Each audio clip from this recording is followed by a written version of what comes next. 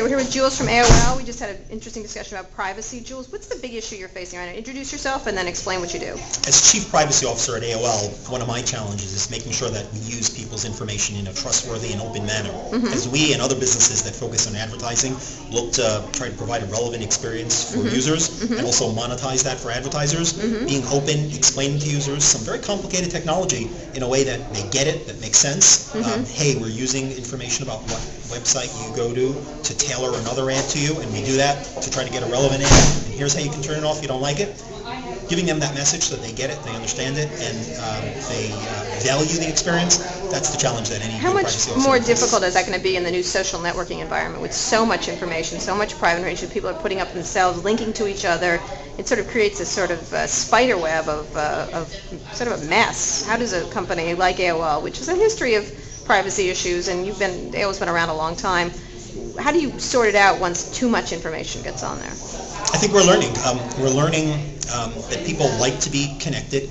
We're learning that they want to share information if it's going to be used in a useful way, like their friends are going to know where they are and they're going to interact properly. And frankly, even that a company will give them the right weather report, will make sure their experience is tailored. But giving them the controls, making those controls simple, not too complicated, intuitive.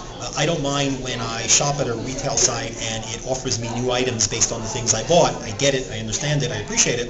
I'm spooked, however, if I see something happening and I can't figure out who, why, and what, and I can't figure out how to turn it off. So making those controls easy, making them simple, and frankly just not doing things that spook people out. People, I think, will appreciate personalization if they feel that there's some value to it. If they feel that they're being tracked, if they feel that you're going too far, there'll be a pushback, and it doesn't work for the user, it doesn't work for the advertiser, and it'll come to an end. Great. Jules, thanks a lot.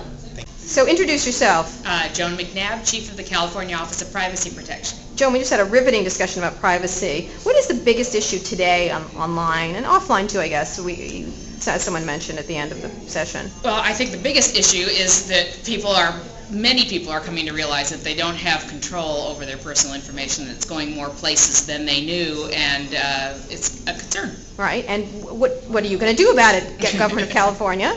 Well, what we're doing about it is trying to educate people on what's going on, and actually looking at how the existing system of laws is working, which is in some cases not too well. Right, and that's because there's too much information on there. People are putting increasing amounts, correct? People are putting their own information on without really thinking about how long it's going to be there and how available it is to many, many people.